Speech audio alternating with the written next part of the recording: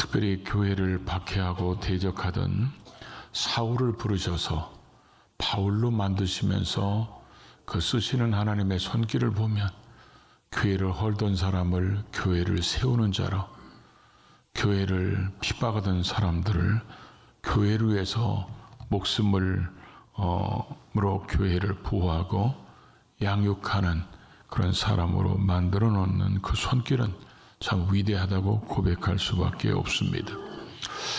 바울의 인생 속에서 다메섹에서 주님 만난 사건은 그의 인생의 전환점을 가져왔고 그의 인생 속에서 가장 잊을 수 없는 날이었을 겁니다. 아마 바울이 돌아볼수록 다메섹 도상에서 주님 만난 사건이 없었으면 나는 어떻게 됐을까 생각할 때마다 아마 아찔했던 그런 순간이 다메섹 사건일 것입니다. 바울은 이런 다메섹에서 주님 만난 사건을 사도행전의 22장에도 간증하고 있고 26장에 가서도 이것을 간증하고 있는 것을 보게 됩니다. 또 바울 서신을 읽다 보면 곳곳에 간증은 똑같지는 않지만 그 자기가 주님 만났던 그런 놀라운 그 은혜 사건을 곳곳에 스며들어 있는 것들을 우리가 보게 됩니다. 아마 바울이 복음을 전하면서 만나는 유대인들에게 있어서는 아마 이 바울이 했던 이 간증은 대부분 다 했을 것 같아요. 왜냐하면 자기가 율법주의자였던 자기가 어떻게 복음주의자로 바뀌었는지, 자기가 그렇게 교회를 핍박하던 사람이 왜 교회를 세우는 사람이 됐는지에 대해서 가장 멋진, 또 가장 사람들의 마음을 움직일 수 있는, 복음이 들어갈 수 있는 통로를 만드는 사건이었기 때문에 이 간증은 어쩌면 수많은 사람들에게 수천, 수만 번 아마 했을 것 같다는 생각이 듭니다. 그런 이 바울의 간증을 보면 우리는 이런 생각이 들죠.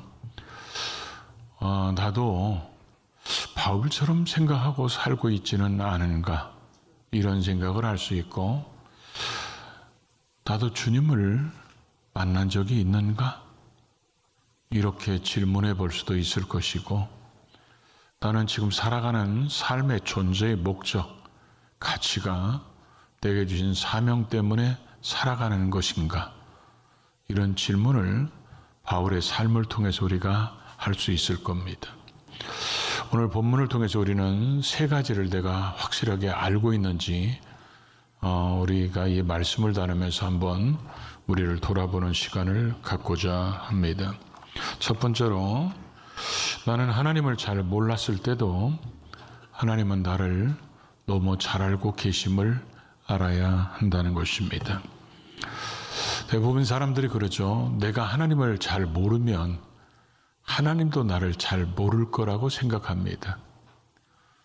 아멘 안 하면 예를 듭니다. 저 어렸을 때 동네 형들이 부르는 날이 있어요. 그날이 언제냐면 우리 키로 눈이 무릎 정도 왔을 때, 그리고 눈이 엄청나게 퐁퐁 올 때, 그럴 때 우리를 부릅니다. 왜 부르냐면 토끼 잡거나 꿩 잡으러 갑니다. 근데 이 꿩 잡을 때 꿩이 갑자기 사람들이 자기들한테 달려오면 정신이 없나 봐요. 그래갖고 자기가 나를 수 있다는 것을 잊어버리는지 막 꿩이 도망가다가 힘들고 어려우면 눈 속에다 머리를 팍 쳐박습니다.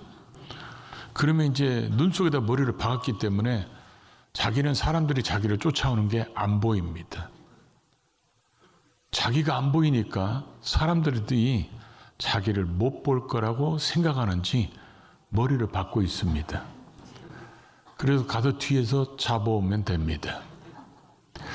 하나님을 생각할 때 신앙의 수준 차이에 따라서 다를 수 있지만, 내가 그분을 잘 모르면 그분이 나도 잘 모를 것이라고 대부분 생각을 하게 됩니다.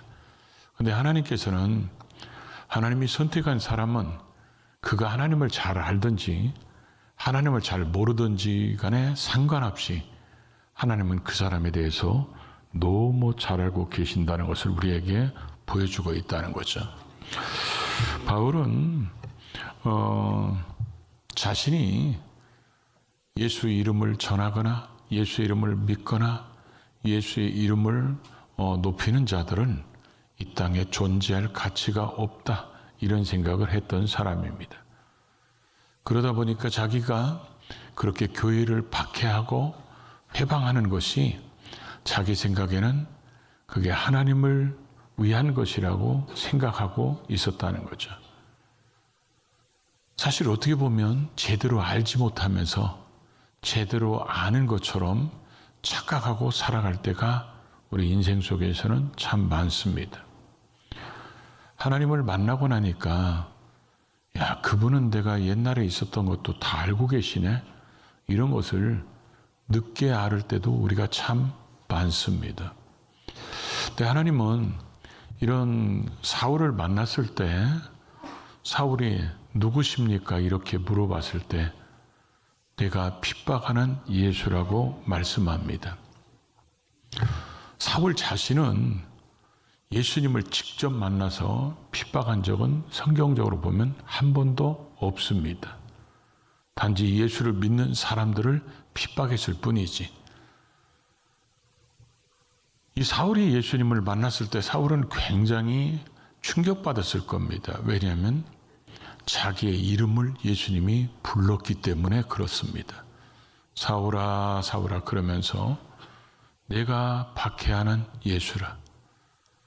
사울은 자기가 들었을 때 예수님의 부활이 허무맹랑하게 들렸을 텐데 그분은 부활하신 분이고 그분을 육신을 입고 이 땅에 오신 하나님이라는 소리는 들었는데 그분이 하나님이시며 육신을 입고 이 땅에 오신 우리의 구원자이시며 부활하신 주님이라는 것을 발견했기 때문에 굉장히 충격받았을 겁니다. 또 그는 자기는 예수를 직접 핍박한 적은 없지만 교회를 핍박한 것이 예수를 핍박한 것이라는 것을 말을 듣고도 굉장히 또 놀랐을 것입니다. 나사렛 예수의 이름을 부르지도 믿지도 못하게 해야 된다. 자기 스스로 이렇게 생각하면서 교회를 박해했던 그 사람이 이제 오늘 본문 10절에 가보면 자기가 대제사장들에게 합법적인 그런 권한을 받아가지고 많은 성도들을 뭐했다고 그랬어요? 옥에 가두고 또 죽일 때 찬송표를 던지고 회당에서 그런 사람들을 잡아다가 그 사람들에게 벌을 줍니다. 뭔 벌을 주냐? 예수의 이름을 모독하게 하는 그런 악행을 저지릅니다. 그러고 나서 격분해서 자기가 먼 길까지 쫓아가서 외국 선까지 가고 나중에는 대제사장의 권한을 받아서 다메섹까지 가다가 주님을 만나게 됐다고 고백하고 있습니다. 우리는 이런 사울의 모습을 주님은 다 알고 계셨기 때문에 내가 핍박하는, 내가 박해하는 예수다. 이 얘기는 지금 내가 나를 박해했던 거, 교회를 박해했던 거, 네가 악행을 행했던 거 나는 다 알고 있다. 지금 이렇게 말씀하시는 겁니다. 우리는 이걸 보면서 여러분들은 지금 주님께서 다 알고 계시고 다 보고 계시고 다 듣고 계신다. 그러면 안심이 됩니까? 두렵습니까? 자기가 하나님의 뜻을 이루면서 거룩함을 쫓는 사람이면 안심된다고 고백할 겁니다. 그러나 자기 인생이 꽁처럼 살거나 하나님 앞에 불순종하거나 하나님 말씀대로 살지 않는다는 것을 자신이 안다면 불안한 삶도 있을 겁니다. 이 모습 이대로 주님이 다 알고 계신다면 아멘입니다. 감사합니다. 이렇게 고백하는 사람도 있지만 회개할 거리를 생각하는 사람들도 있을 겁니다. 우리가 잘 알든지 모르든지 간에 하나님께서는 언제나 우리의 모든 삶을 다 알고 계시기 때문에 호세아는 이렇게 고백합니다. 우리가 여호와를 알자. 힘써 여호와를 알자. 이 사울이 여호와를 힘써 알았다면 교회를 핍박하는 자요, 회방하는 자가 되지 않았을 것입니다. 우리가 여호와를 힘써 알으면 인생의 살아감 속에 근심이나 걱정이나 두려움이 오더라도 우리는 주저앉거나 낙심하지 않고 담대하게 대하게 될 것이고, 그런 속에서도 평안함을 누리며 살아가게 될 것입니다. 우리는 어떤 상황이 있든지 신앙의 깊이에 따라서 다 다를 수 있지만, 내가 하나님을 잘 모른다고 해도, 때로는 하나님을 잘 안다고 해도 그분은 우리의 모든 것을 나보다 내 삶을 더 잘 알고 계시다는 거죠.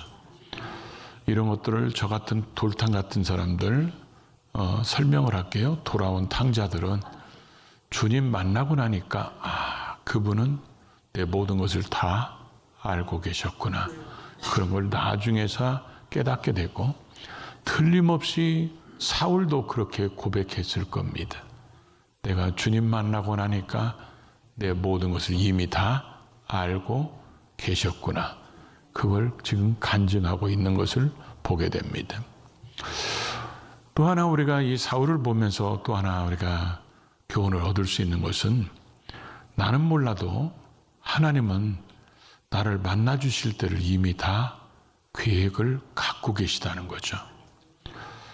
우리가 하나님을 만나면 어느 날 은혜 받았다, 어느 날 응답을 받았다, 어느 날 성령 충만 받았다, 그러면 마치 하나님의 계획이 없었던 것처럼 착각하기 쉽습니다. 그러나 성경은 전혀 그렇지 않다는 것을 우리에게 보여주고 있어요. 9장 3절과 22장 6절을 보면 바울의 간증 속에서 이렇게 주님을 만났을 표현을 이렇게 합니다. 호련히 하늘로부터 큰 빛이 나를 둘러 비췄고, 이 간증을 오늘 우리가 읽었던 26장 13절에 보면 이 빛이 얼마나 강한지를 표현할 때, 하늘로부터 해보다 더 밝은 빛이 나와 내 동행들을 비췄다, 이렇게 표현하고 있습니다. 그래서 주여 니시오니까 이렇게 물어보니까 나는 내가 박해하는 예수다, 이렇게 하시는 말씀을 히브리어로 하는 것으로 하는 말씀을 들었다는 것입니다.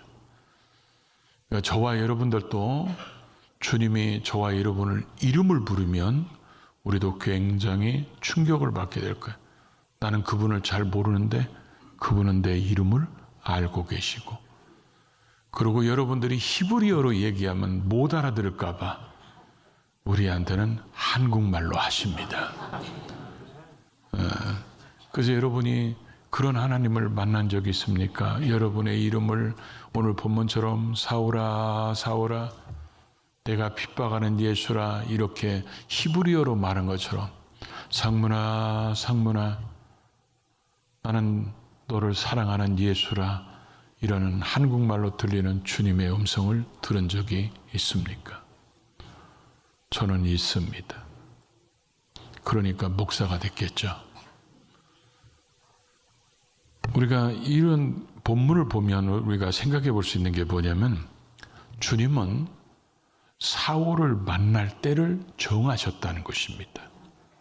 그래서 만날 장소도 정하셨다는 거예요. 마치 갈라디아서 4장 4절에 보면 때가 차면, 때가 찬 것 때문에 그 기간이 충만하게 차오르니까 이제는 사울을 만나야 되겠다, 하나님께서 이 때를 정하고 만날 장소를 정하셨어요. 그게 어디입니까? 다메섹으로 가는 그 길에서, 그게 우리는 다메섹 도상이라고 그럽니다. 하나님은 시간도 정하셨습니다. 정오쯤에. 그리고 어떻게 만나 주실지 그것도 정했습니다. 해보다 더 강력한 빛으로 이 사람을 비추게 하고, 그리고 다른 사람이 듣지 못하는 사울아 사울아 이름을 부르면서 사울을 부활하신 주님으로 만나 주십니다. 이 빛이 얼마나 강했던지 눈을 뜨지 못하고 사흘 동안 먹지도 마시도 못하고 생으로 금식하며 기도하게 되겠죠. 그런 사울에게 환상 속에서 또 만나 주십니다. 뭐라고 환상을 보여주십니까? 어떤 사람이 와서 내게 안수함으로 내가 눈이 떠지고, 그리고 너가 무엇을 해야 되는지 이를 자가 올 것이다. 이런 사람을 하나님은 준비해 놓으셨습니다. 그게 누굽니까? 아나니아입니다. 아나니아는 사울이 그렇다고 그러니까 가기에 두려워했던 사람입니다. 결국 하나님이 사울에게 아나니아를 보내는데, 아나니아가 와서 이렇게 얘기합니다. 너가 오는 길에서 나타나신 예수께서 나를 보내어 도로 다시 보게 하시고 성령으로 충만하게 하신다 하니, 사울의 눈에서 비닐 같은 것이 벗어지면서 다시 보게 되고 이 아나니아로부터 세례까지 받게 됩니다. 하나님은 사울을 만나 주실 시간을 정해놓고 장소를 정해놓으시고 이 사람에게 하나님의 뜻을 전할 수 있는 성령 충만한 받게 할 아나니아를 다 준비하고 어떻게 만나게 할 건지 이런 것까지 하나님은 다 계획하셔서 사울을 만나 주셨다는 거죠. 저와 여러분들이 은혜 받았을 때도 절대로 여러분 어쩌다 보니까 우연히 그렇게 된 게 아닙니다. 아직 만나지 못한 분은 반드시 만나는 날이 오게 될 겁니다. 만난 분들은 하나님의 계획에, 하나님의 때가 되니까 하나님이 그 장소에서 그 시간에 그 기도할 때 그 말씀을 들을 때 만나 주셨기 때문에 삶의 놀라운 역사가 일어나게 된다는 거죠. 우리가 하나님이 하나님이신 걸 알게 되는 만남, 예수 그리스도가 우리의 진정한 구원자이심을 알게 되고 성령님이 찾아오셔서 성령으로 거듭나게 되고 성령으로 세례받고 성령의 충만함을 잊는 그런 놀라운 은혜를 받는 그런 시간, 기회, 복음이 복음인 줄 알게 되고 하나님의 말씀이 살아계신 하나님의 말씀이며 천국과 지옥이 분명히 존재하고 성경의 말씀이 그대로 믿어지는 이런 위대한 역사가 일어나는 그런 시간들, 기회들을 우리에게 반드시 하나님은 주시는 분이십니다. 하나님은 우리를 만나는 방법이 여러 가지로 성경은 등장합니다.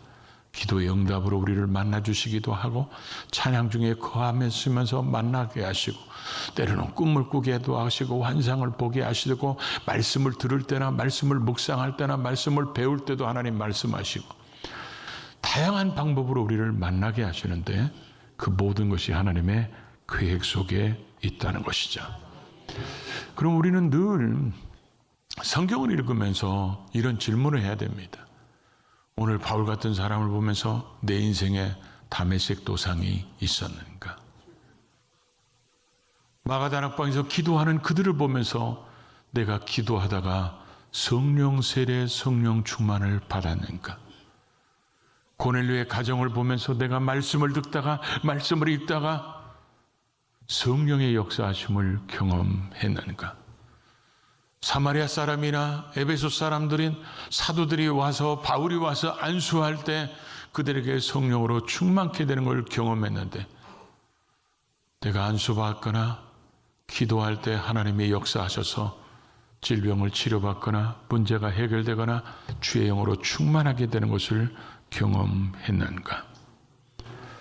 하나님은 우리 모두에게 이런 기회, 이런 시간, 이런 장소 다 준비해 놓으시고 우리를 만나 주셨기 때문에 우리가 변화됐다는 거죠. 그리고 아직 그런 확실한 체험이 없는 사람들은 그런 하나님의 계획이 내 삶 속에 이루어질 것을 사모하시기 바랍니다. 그래야 사울의 삶이 바울의 삶으로 바뀌었고 주님 없이 살았던 자가 주님 있는 삶을 살게 되고 교회를 헐던 자가 교회를 세우는 자가 되고 성도를 죽이는 자가 이제 성도를 살리는 자가 되고 그의 삶의 모습이 하나님 앞에 징계받아야 될 그런 삶을 살던 사람이 하나님 앞에 상급받는 삶으로 변화된 것은 주님을 만났기 때문에 그렇습니다. 제가 이번에 루안다에서 거기 수도가 키갈리라는 곳입니다. 거기에서 보통 3-4시간 걸리는 읍메지라는 곳에 갔다 왔습니다. 거기가 얼마나 높은지 해발이 2,500-600m 됩니다. 그러니까 우리나라로 치면 지리산이나 한라산이나 뭐 이런 태백산막에 그런 데 정상에다 집을 만들고 사는 겁니다. 그래서 학교 2군데를 갔는데 학생들이 그런 산속에 학생들이 한 학기마다 1,000명이 넘습니다. 근데 제가 2가정을 방문했는데 2가정 다 아버지가 없고 한 가정은 이혼하고 뭐 그러고 애들이 한 가정은 셋, 한 가정은 넷인데 학교를 못 다니는 거예요. 돈이 없어서. 그 교복 사는데 10,000원도 안 되고 한 달에 학비라고 내는 것이 1,000원밖에 안 되는데 그 셋, 넷을 그걸 감당할 돈이 없어서 못 다니고 있기 때문에 그런 사람들을 우리가 발굴해서 후원해 줘야 된다. 그런 프로그램 때문에 갔다 왔는데 사실 한 주간 동안에 아프리카 갔다 오는 게 굉장히 피곤하거든요. 제가 아프리카 한 12번 정도 갔다 왔는데 한 주간에 갔다 오는 것은 정말 쉽지 않습니다. 지금도 제가 약간 해롱거려요. 여러분은 그렇게 안 보일지 몰라도. 근데 제가 거기를 출발하면서 이런 기도를 드렸어요. 하나님, 제가 이 아이들을 만나서 가서 기도해 줄 때 이 아이들의 인생 속에서 아이들이 자기의 삶을 나중에 나이가 먹어서 우리가 이 아이들을 어쩌면 우리가 초등학교, 중학교, 고등학교 때까지 우리가 계속 후원하려고 그러거든요. 그랬을 때 자기가 사회에서 뭔가가 됐을 때 자기 인생을 돌아봤을 때 그때 어떤 외국인 목사님이 와서 자기에게 안수해주고 자기가 그때까지 가장 비싼 선물, 가장 많은 종류의 선물을 받았던 그 목사님과의 만남이 내 인생의 다메섹 도상이었다. 그래서 내 인생의 방향성이 정해지고 내가 앞으로 이런 분들처럼 이렇게 살았으면 좋겠다. 이런 꿈이 생기는 그런 다메섹 도상이 됐으면 좋겠다. 이렇게 기도하면서 갔다 왔습니다. 우리는 그 아이들 입장에서는 그러겠죠. 얼굴도 모르는 사람이 하루 종일 비행기 타고 와가지고 자기한테 안수하면서 하는 모습을 보고 그 아이는 도대체 이분이 누구기에 내가 어떤 사람이기에 이렇게 나한테 와서 이렇게 해주시나. 그 나중에 그가 정말 은혜 받았을 때 나도 다른 사람한테 저렇게 살아야 되겠다. 이런 출발점이 됐으면 좋겠다. 그런 마음이었습니다. 여러분, 우리 인생 속에서 내가 잘 알거나 잘 모를지라도 하나님은 우리와 여러분을 너무 잘 알고 계십니다. 그리고 그분은 우리에게 은혜도 이미 주셨지만 또 우리의 상황 속에서 어떻게 은혜를 주시고 어떻게 문제를 해결하고 어떻게 치료하시고 어떻게 기적을 행하실 것을 다 계획을 갖고 계십니다. 그리고 그분은 우리를 통해서 자신이 하시고 싶은 일을 우리에 대한 계획으로 갖고 계신 분입니다. 주님을 보십시오. 계획대로 오셨습니다. 계획대로 사셨습니다. 계획대로 죽으시고 부활하셔서 다 이루었다고 하셨습니다. 그러니까 우리도 반드시 그렇게 살아야 된다는 거예요. 그래서 바울의 간증이 우리의 간증이 되기를 바랍니다. 그래서 이 간증을 통해서 다른 사람에게 똑같은 비전을 심어주고 다른 사람들에게 복음을 전해지는데 아름답게 쓰임받는 우리 모두가 될 수 있기를 주의 이름으로 축복합니다.